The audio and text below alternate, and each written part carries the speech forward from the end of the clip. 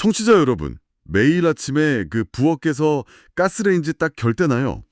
겨울철에 따뜻하게 보일러 돌아갈 때 그 파란 불꽃의 원료가 도대체 어디서 오는지 혹시 깊게 생각해 보신 적 있으신가요? 뭐 보통은 그냥 도시가스 회사에서 파이프 타고 오겠거니 하고 쓰시잖아요.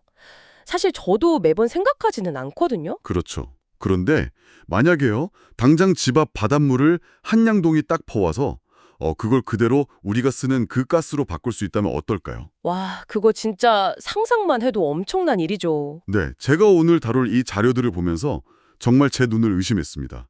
이거 완전 공상과학 영화에나 나올 법한 이야기잖아요. 맞아요. 바닷물을 에너지로 직접 바꾼다는 건 사실 인류 화학공학계의 아주 오래된 꿈이었거든요.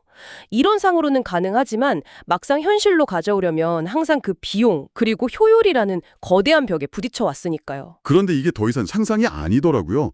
2026년 4월 세계 최고 권위의 환경에너지 학술지죠. 어플라이드 카탈리시스 B에 실린 서울대학교 박상욱 한정우 조수팀의 논문이 그 경고했던 벽을 완전히 무너뜨렸습니다. 네, 맞습니다. 엄청난 성과죠. 그래서 오늘 우리의 심층 탐구에서는 이 세계 최초의 성공 사례, 그러니까 바닷물로 도시가스의 주성분인 메탄을 만드는 기술을 아주 철저히 해보려고 합니다. 네, 오늘 다룰 내용이 정말 산업계 전체를 뒤흔들 만한 주제죠. 제가 자료를 보면서 제일 놀랬던 건요, 이 기술이 단순히 실험실 안에서 비커 몇 개 놓고 성공한 그런 학술적 수준이 아니라는 거였어요.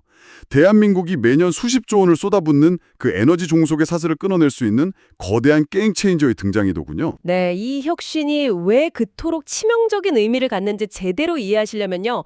먼저 우리의 그 뼈아픈 에너지 구조부터 짚고 넘어가야 합니다. 여러분, 매달 내시는 가스요금 고지서를 한번 떠올려 보시면 체감이 확 되실 텐데요. 겨울만 되면 진짜 무섭잖아요, 가스비. 그렇죠. 현재 원자력 발전을 제외하고 순수하게 국내에서 생산하는 에너지 자립도가 불과 4.6%밖에 안 됩니다. 100개 중에 95개의 이성을 해외에 철저히 기대고 있다는 뜻이죠. 와, 4.6%요? 진짜 심각하네요. 특히 우리가 난방이나 산업용으로 매일 쓰는 천연가스, 즉 LNG는 단 한 방울도 우리 땅에서 안 나잖아요. 네, 100% 전량 수입입니다. 제가 최근 경제 지표를 좀 찾아보니까 2024년에서 2025년 기준으로 연간 천연가스 수입량이 약 4,600만 톤이더라고요. 이걸 돈으로 환산하면 무려 42조 원어치입니다. 어마어마한 금액이죠, 정말. 대한민국의 1년 국방 예산이 대략 61조 원 정도 하니까 나라를 지키는 데 쓰는 돈의 절반이 훌쩍 넘는 그 막대한 국부를 매년 단순히 에너지를 사서 태워 없애는 데 쓰고 있는 셈인 거잖아요. 정확합니다. 게다가 그 막대한 비용 자체가 딱 고정되어 있는 게 아니라 외부 요인에 미친 듯이 출렁인다는 게 우리나라의 진짜 아킬레스건입니다. 중동에서 전쟁이 나거나 할 때 말씀이시죠? 네, 맞아요. 중동에서 분쟁이 발생하거나 우크라이나 전쟁 같은 지정학적 위기가 딱 터지면 글로벌 가스 공급망이 꽉 막히면서 요금이 폭등하거든요. 그러면 바로 수입 단가가 치솟겠네요. 그렇죠. 그러면 공장 가동 단가가 올라가고 우리 수출 경쟁력은 떨어지고 결국 그게 우리 집 난방비 폭탄으로 돌아오는 아주 구조적인 약점을 수십 년째 안고 살아왔던 겁니다. 그래서 이번 서울대 연구팀의 논문이 훨씬 더 극적으로 다가옵니다. 제가 보니까 이분들이 실험실에서 막 아주 곱게 정제된 가짜 바닷물을 쓴 게 아니더라고요. 네, 그 부분이 아주 핵심입니다. 강원도 삼척하고 경남 창원 앞바다에서 직접 길어온 그 짠맛 나고 막 미생물 떠다니는 진짜 바닷물을 썼습니다. 여기에 공장에서 뿜어져 나오는 이산화탄소를 결합해서 메탄을 콸콸 펌반했다는 건데 날것의 바닷물을 그대로 썼다는 게 진짜 대단한 거 아닌가요? 맞습니다. 우리나라처럼 삼면이 바다인 국가에게는 약 44만 제곱킬로미터에 달하는 엄청난 배타적 경제 수역이 있거든요. 와, 44만 제곱킬로미터요. 네, 이 진짜 바닷물을 아무런 정지 없이 그대로 썼다는 건요, 그 넓은 바다 전체를 거대한 잠재적 가스전으로 탈바꿈시킬 수 있다는 아주 강력한 선언적 의미를 갖는 겁니다. 자원이 없어서 늘 기술에만 목숨 걸어야 했던 나라가 이제는 그 기술력으로 아예 자원 자체를 창조해내는 단계에 들어선 거네요. 바다가 통째로 가스전이 된다니 진짜 짤타긴 한데 여기서 제 머릿속에 좀 근본적인 의문이 하나 생겼습니다. 네, 어떤 부분이죠? 아니, 바다에 진짜 널린 게 물이잖아요. 그리고 대기 중에 넘쳐나는 게 이산화탄소고요. 네, 지천으로 널려 있죠. 이렇게 흔한 재료들인데 대체 왜 그동안 전 세계의 수많은 그 천재 과학자들은 이걸 못했던 걸까요?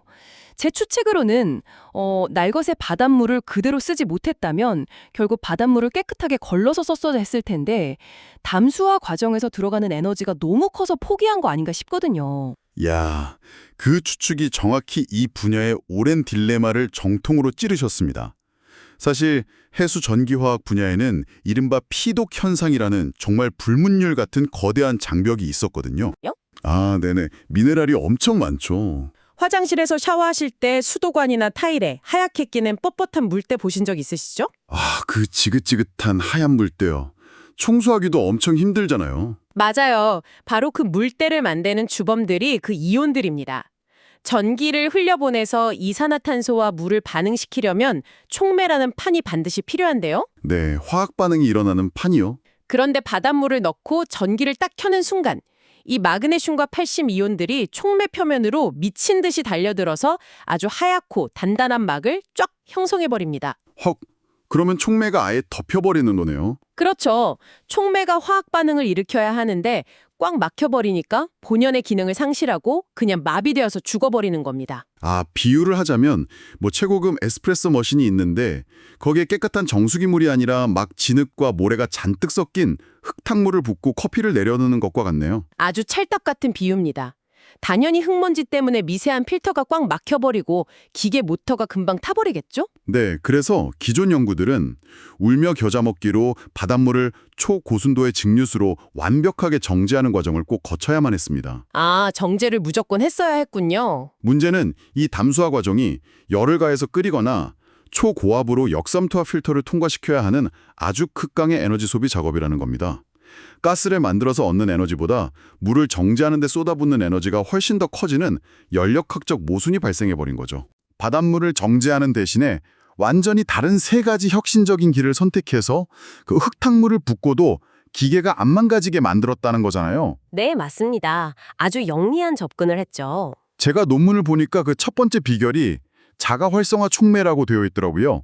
구리하고 산화구리를 섞어서 만들었다고 하던데 이게 스스로 진화한다는 뜻인가요? 네, 맞습니다. 촉매를 이루는 구리 원자들이 가만히 딱 고정되어 있는 게 아니거든요.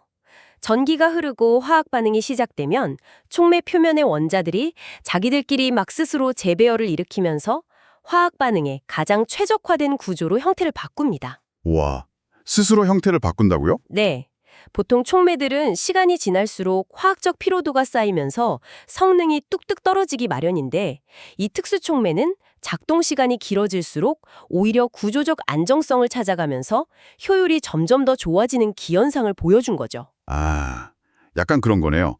새 구두를 샀을 때 처음엔 막 가죽이 뻣뻣해서 발이 엄청 아프지만 계속 신고 걷다 보면 어느새 내 발의 압력이나 걸음걸이에 맞춰서 가죽이 부드럽게 길들여지잖아요. 네네. 그러면서 세상에서 제일 편한 신발이 되는 것과 같은 이치네요.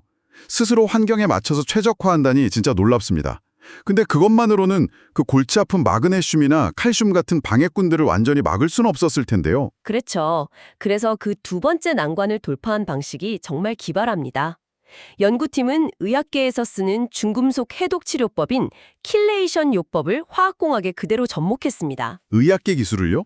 그냥 분자 그물망 속에 꽉 가두어서 촉매 표면에 아예 들러붙지 못하게 원천 차단해버리는 원리입니다. 와, 공학의 의학의 해독 기술을 끌고 온 거군요. 이거 약간 공항의 보안 검색대나 다름없네요. 보안 검색대요. 네, 막 컨베이어 벨트를 지나가는 수많은 수화물 중에서 엑스레이가 딱 위험한 폭발물이나 흉기만 귀신같이 골라내서 격리시켜버리잖아요. 그리고 문제가 없는 평범한 가방들은 그대로 통과시켜서 비행기에 실게 해주는 것처럼요. 아, 네, 정확합니다. 방해꾼들만 꼼짝 못하게 묶어두니까 촉매가 아주 안전하게 이산화탄소랑 반응할 수 있었던 거죠. 와, 진짜 똑똑하네요. 그럼 그 공항 보안 검색대를 무사히 총괄하고 나면 마지막 세 번째 혁신이 기다리고 있는 거네요. 네, 마지막은 계면수 제어 기술이라는 겁니다. 이 기술은 촉매 표면을 나노 단위에서 물을 싫어하는 성질, 즉 소수성으로 개질한 건데요. 물을 싫어하게 만든다고요? 네, 표면이 막 물을 밀어내려고 하니까 촉매 근처에 있는 물 분자들끼리 자기들끼리 뭉치면서 강한 수소 결합을 맺게 됩니다. 그러면서 아주 단단하고 경직된 격자 형태의 그물망을 형성해버리죠. 아, 잠깐만요. 제가 화학을 그렇게 깊게는 모르지만 물 분자가 그렇게 꽉 뭉쳐버리면 쪼개지기가 엄청 어려워지는 거 아닌가요? 네, 맞습니다. 물이 쪼개져야 수소가 나올 텐데 우리가 지금 만들려는 건 수소가 아니라 이산화탄소랑 결합시킨 메탄이니까 불필요하게 물 분자가 쪼개져서 수소 기체로 막 날아가는 걸 일부러 억제한 거군요. 와, 정확히 짚으셨습니다. 이 반응기 안에는 전자가 계속 공급되는데 기존 방식에서는 이 아까운 전자들이 물을 쪼개서 수소를 만드는 데 낭비되는 경우가 너무 많았거든요. 아, 에너지가 줄줄 새고 있었네요. 그렇죠. 그런데 물 분자들을 단단하게 묶어버리니까 수소 발생 반응이 확 억제되고 공급된 전자들이 온전히 이산화탄소를 환원시켜서 메탄을 만드는 데에만 집중할 수 있게 된 겁니다. 이론을 담당한 계산화학팀과 실제 구현을 담당한 기계공학팀의 완벽한 융합이 학계의 불문율을 산산조각 낸 거죠. 야, 그 완벽한 앙상블의 결과가 아예 숫자로 증명이 되었잖아요. 논문에 패러데이 효율이라는 개념이 나오던데 이게 쉽게 말해서 투입한 전자 100개 중에 몇 개가 목표 물질을 만드는 데 성공했느냐, 뭐 그걸 따지는 지표인 거죠. 네, 맞습니다. 효율을 나타내는 아주 중요한 수치죠. 그 수치가 무려 65.4%를 기록했습니다. 게다가 수소를 포함한 총 에너지 전환율은 90%를 넘겼고요. 진짜 경이로운 숫자입니다. 보통 이런 신기술이 산업 현장에서 상용화되려면 그 경제성 마지노선을 한 80% 정도로 본다면서요. 근데 실험실 단계에서 이미 그걸 훌쩍 뛰어넘었습니다. 더 놀라운 건 창원 앞바다물을 떠다가 24시간 내내 돌렸는데도 성능 저하가 전혀 없었다는 거잖아요. 맞아요. 이 수치들은 정말 기존 전기화학계의 상식으로는 설명하기 힘들 정도로 압도적인 퍼포먼스거든요. 네, 자 그런데 여기서 또 하나의 좀 핵심적인 의문을 던져보겠습니다. 세계 최초로 진짜 바닷물에서 화학물질을 뽑아내는 데 성공했는데 사실 이산화탄소를 베이스로 만들 수 있는 물질은 꽤 다양하잖아요. 네, 여러 가지 탄화수소를 만들 수 있죠. 플라스틱 원료인 에틸렌도 있고 뭐 에탄올 같은 알코올도 있는데 왜 하필 제일 흔해 빠져 보이는 연료, 그러니까 메탄을 타겟으로 잡았을까요? 저는 개인적으로 이 선택이 기술의 상용화 속도를 결정짓는 신의 한 수라고 보거든요. 오, 아주 예리하십니다. 바로 그 지점이 이 연구가 단순히 훌륭한 학술 논문을 넘어서서 엄청난 산업적 파괴력을 갖게 되는 진짜 이유입니다. 네네. 여러분도 아시다시피 최근 수십 년간 전 세계가 차세대 친환경 에너지로 수소를 엄청나게 밀고 있잖아요. 그렇죠. 수소차 얘기도 많이 나오고요. 수소는 연소하면 물만 나오는 아주 완벽한 청정 에너지인데 치명적인 경제적 단점이 딱 하나 있습니다. 수소를 일상에서 제대로 쓰려면 수소 전용 파이프라인, 전용 충전소, 액화 저장 탱크 같은 인프라를 아예 국가 단위로 완전히 새로 깔아야 하거든요. 아, 싹 다 갈아엎어야 하는군요. 네, 여기에 수백조 원의 천문학적인 자본이 투입되어야만 합니다. 아, 그러니까 우리가 가솔린이나 디젤을 넣었던 내연기관차를 타다가 수소차로 바꾸려면 당장 우리 개개인은 수천만 원을 들여서 차를 새로 사야 하고 국가는 전국 주유소를 다 뜯어 고쳐서 수소 충전소를 깔아야 하는 엄청난 진입장벽이 있다는 거군요. 맞습니다. 아무리 에너지가 깨끗해도 그걸 옮기고 쓸 길이 없으면 사실상 무용지물이니까요. 그런데 반면에 메탄은 어떤가요? 메탄은 어떨까요? 메탄은 바로 지금 당장 우리 집 보일러, 주방의 가스레인지, 그리고 지역 난방공사에 들어오는 도시가스와 완벽하게 동일한 화학물질입니다. 아하. 현재 대한민국 전역의 지하에는 약 6만 킬로미터, 그러니까 지구를 한 바퀴 반이나 감을 수 있는 어마어마한 길이의 기존 도시가스 배관망이 거미줄처럼 쫙 깔려 있습니다. 와, 대박이네요. 그러니까 바닷물로 만든 메탄은 단 1원의 추가 인프라 비용 없이 그냥 기존 파이프에 쑥 밀어넣기만 하면 끝난다는 거잖아요? 네, 완벽하게 호환이 됩니다. 이거는 비유하자면 내가 기존 가스차를 타고 있는데 엔진을 고치거나 차를 바꿀 필요가 전혀 없이 그냥 무한대로 기름을 공짜로 채워주는 마법의 주유기를 발명한 거나 다름없네요. 아주 정확합니다. 혁신적인 신기술이 연구실을 벗어나서 실제 산업에 적용될 때 그 막대한 설비 투자 비용을 감당하지 못하고 쓰러지는 마의 구간을 데스밸리, 즉 죽음의 계곡이라고 부르거든요. 아, 죽음의 계곡이요? 네, 그런데 이 바닷물 메탄 기술은 기존 가스 인프라, 전국의 보일러, LNG 터미널들과의 완벽한 호환성 덕분에 그 죽음의 계곡을 아주 가뿐하게 손쉽게 건너뛸 수 있는 치트키를 쥐고 있는 셈입니다. 인프라 교체 비용이 0원이라는 건 정말 소름 돋는 장점이네요. 자, 그럼 바닷물하고 배관망 해결은 이해가 아주 쏙쏙 됐습니다. 근데 메탄을 만들려면 바닷물 말고 또 다른 필수 재료가 필요하잖아요? 네, 이산화탄소죠. 맞아요, 이산화탄소. 바닷물은 바다에 그냥 널려 있다지만 이산화탄소는 대체 어디서 대량으로 가져오나요? 공기 중에서 진공청소기처럼 쫙 빨아들이기엔 농도가 너무 옅어서 기용이 엄청 많이 들 텐데요? 네, 공기 중 직접 포집, 그러니까 DAC 기술은 아직 경제성이 많이 떨어지는 게 사실입니다. 하지만 아주 역설적이게도 한국에는 고농도의 이산화탄소를 쉴 새 없이 뿜어내는 아주 훌륭한 공급처들이 해안가를 따라서 쫙 줄지어 있습니다. 아, 해안가요? 네, 바로 토시코 같은 거대한 철강 공장, 그리고 여수나 울산에 있는 대규모 석유화학 콤플렉스들입니다. 공장 굴뚝에서 뿜어져 나오는 그 시커먼 배기가스가 이 기술에서는 곧바로 황금 같은 원료 공급원이 되는 겁니다. 아니, 잠깐만요. 그 굴뚝에서 나오는 탄소가 그동안 우리 산업계의 가장 큰 골칫거리 아니었나요? 제가 알기로 유럽연합이 탄소 국경 조정 제도라고 CBAM을 도입하면서 탄소 배출이 많은 한국 철강이나 화학 제품에 엄청난 관세 폭탄을 물리겠다고 막 엄포를 놓은 상황이잖아요. 네, 맞습니다. 이거 해결 못하면 당장 수출길이 막히는 진짜 발등에 불이 떨어진 상황 아닌가요? 맞아요. 바로 그 지점에서 이 기술의 경제적 파급력이 극대화되는 겁니다. 한국 산업계가 2030년까지 국가 온실가스 감축 목표, 즉 NDC를 달성하고 그 유럽의 살벌한 환경 규제를 피하기 위해서 당장 쏟아부어야 할 돈이 무려 199조 원에 달할 것으로 추산됩니다. 와, 199조 원이요? 네, 이 막대한 돈은 지금까지는 단순히 벌금을 내거나 탄소를 땅에 묻어버리는 데 쓰는 말 그대로 그냥 버려지는 매몰 비용이었거든요. 청취자 여러분, 만약 여러분이 포스코나 화학공장의 사장님이라고 한번 상상해 보세요. 단순히 이산화탄소를 버리기 위해서 수천억 원의 세금이나 처리 비용을 생으로 내시겠습니까? 아니면 굴뚝에 파이프를 딱 연결해서 그 이산화탄소를 바닷가에 있는 이 변환장치로 보내시겠습니까? 당연히 후자를 선택하겠죠. 바닷물과 만나서 메탄이 퐁퐁 쏟아져 나오면 그걸 다시 우리 공장 용광로를 데우는 연료로 쓰거나 아니면 도시가스 회사에 팔아서 오히려 수익을 남길 수 있잖아요. 네, 바로 그겁니다. 버려지던 19조 원 규모의 거대한 산업 쓰레기가 한순간에 황금으로 변하는 완벽한 연금술이 탄생하는 겁니다. 탄소를 줄이는 엄청난 비용이 오히려 돈을 벌어들이는 수익형 탄소 방벽으로 확 뒤바뀌는 구조적인 혁명이죠. 게다가 이 나비 효과는 여기서 끝나는 게 아니라 우리나라 조선업까지 완전히 흔들어 놓을 겁니다. 아, 조선업이요? 가스 실어 나르던 LNG 운반선 말씀하시는 거군요. 네, 맞습니다. 우리나라가 전 세계 LNG 운반선 수주의 한 70%를 싹쓸이하는 압도적 1위 국가잖아요. 근데 남의 나라 가스를 사오기 위해서 배를 짓던 우리 조선소들이 이제는 바다 한가운데 딱 떠서 바닷물로 메탄을 생산하는 부유식 해상 플랜트를 짓게 될 거란 얘기네요. 네, 정확합니다.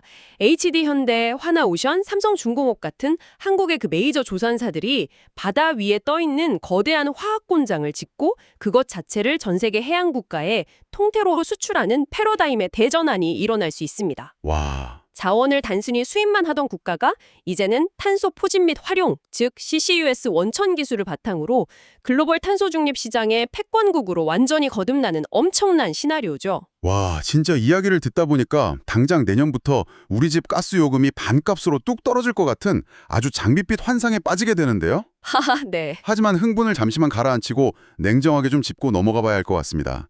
세상에 완벽히 공짜인 마법은 없잖아요. 네, 언제나 현실적인 장벽은 존재하죠. 바닷물에서 메탄을 뽑아내려면 아까 말씀하신 그 촉매를 활성화할 막대한 전기가 계속 공급이 되어야 합니다.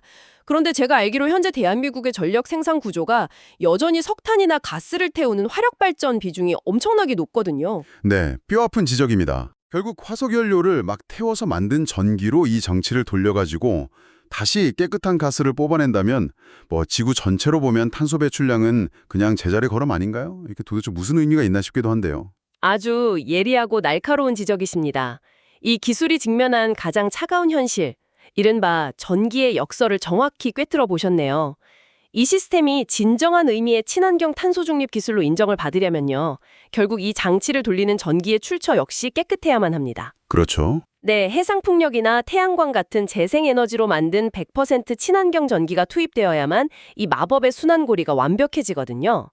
하지만 현실은 현재 한국의 재생에너지 발전 비중이 다른 선진국들에 비해서 한참 모자란 실정입니다. 아, 갈 길이 멀군요. 네, 결국 이 훌륭한 기계가 온전히 제 역할을 하려면 국가 규모의 재생에너지 인프라 확충이 반드시 동시에 이루어져야 하는 아주 거창한 숙제가 남는 거죠. 기계 하나 기가 막히게 잘 만들었다고 끝나는 게 아니었네요. 게다가 아무리 실험실에서 그 창원 앞바다 물을 떠다가 24시간 동안 무사히 돌렸다고 해도 이게 실제 막 파도치는 거친 바다 환경이나 산업 현장에서 10,000시간, 20,000시간 동안 끄덕없이 가동되는 건 완전히 다른 차원의 문제잖아요. 네, 맞습니다. 스케일업이라는 아주 험난한 과정이 기다리고 있죠.